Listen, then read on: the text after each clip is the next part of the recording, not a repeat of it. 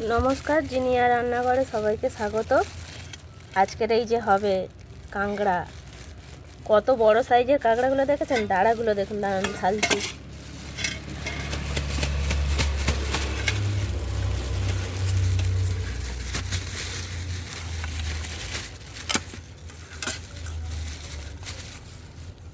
মেয়ের আবদারে আজকে যে বাজার থেকে নিয়ে এসেছে।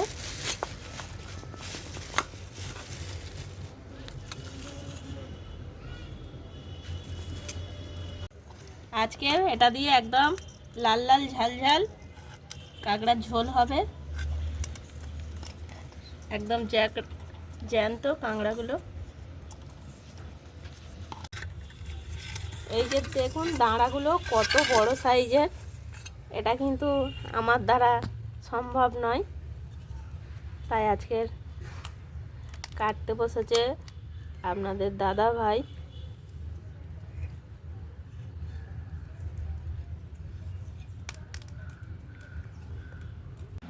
এই কাঁকড়ার তরকারির জন্য আমি আলু কেটে নিয়েছি, ডিমের যেরকম আলু দেয় ওরকমভাবে আলুটা কেটেছি।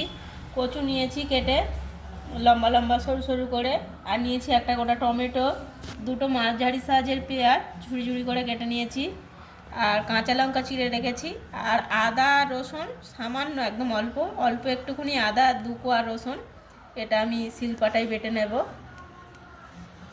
এই কাঁকড়াগুলো কেটে নেওয়ার পরে আমি ভালো করে কাদাগুলো ধুয়ে নিয়েছিলাম, তবু এইভাবে জলের মধ্যে দিয়ে ভিজিয়ে রেখেছিলাম। ভেতরে তো অনেক কাদা থাকে, ওই জন্যে এখন একদমই পরিষ্কার হয়ে গেছে। আমি এবার এগুলোকে ভালো করে ছাড়িয়ে নেব। এই যে আমার কাঁকড়াগুলো ছাড়ানো হয়ে গেছে। ভেতরেও কিন্তু অনেক নোংরা থাকে, এগুলো ভালো করে পরিষ্কার করে নিতে হবে। আর এই ঘিগুলো আমি বের করে নিচ্ছি। কড়াই আমার এখন গরম হয়ে গেছে। এবার আমি সবার ফার্স্ট তেল দিয়ে দিচ্ছি।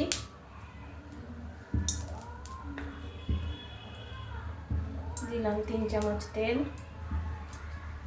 তেল গরম হয়ে গেছে, এবার দিয়ে দিচ্ছি আলুগুলো। আলুগুলো ভালো করে লাল লাল করে ভেজে নিতে হবে।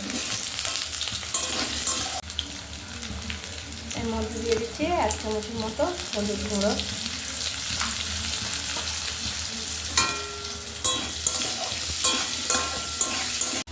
আলুর গা একটু ভাজা ভাজা মতো হয়েছে, এরপর আমি দিয়ে দিচ্ছি কচু।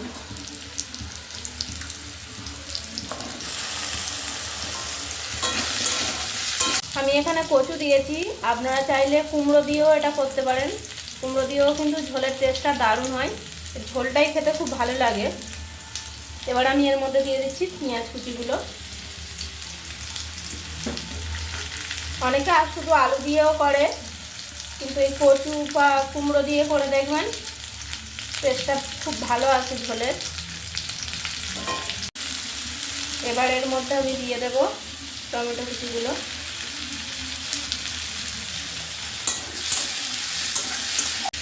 এবার দেব স্বাদ মতো নুন।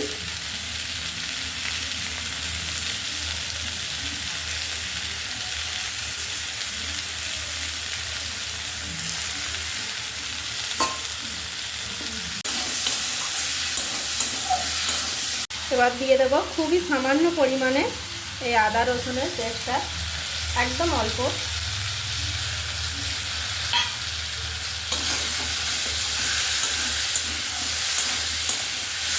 দিচ্ছি লঙ্কার গুঁড়ো। একটু কিন্তু কাঁকড়াটা ঝাল ঝাল হলে খেতে ভালো লাগে। কলাই মশলাটা একটু লেগে যাচ্ছে, ওই জন্য হালকা করে এখন একটু জল দিয়ে আর একটু কষিয়ে নেব মশলাটা।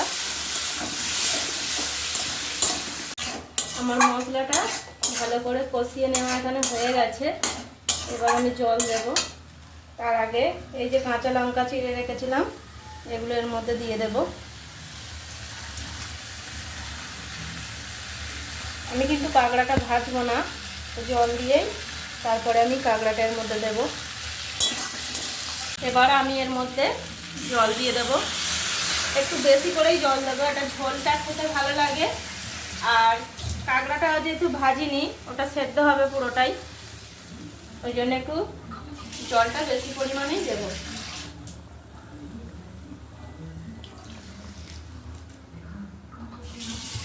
এবার আমি কাঁকড়াগুলো দিয়ে দেবো এইভাবে।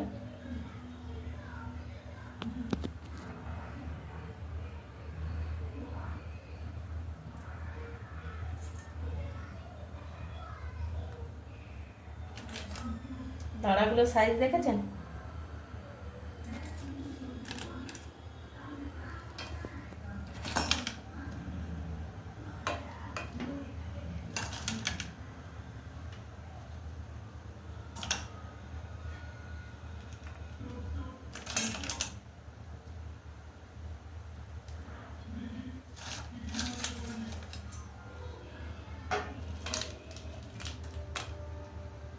এবার আমি এটা চাপা দিয়ে দেব।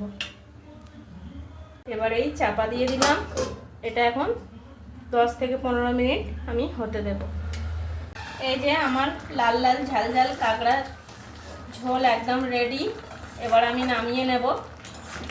খুব বেশি কিন্তু ঝাল দিইনি, আমার মেয়ে খাবে ওই জন্য।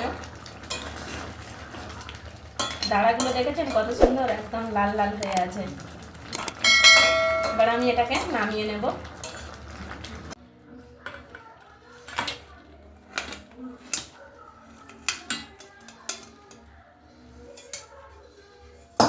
এই যে আমার কাঁকড়ার ঝোল রেডি।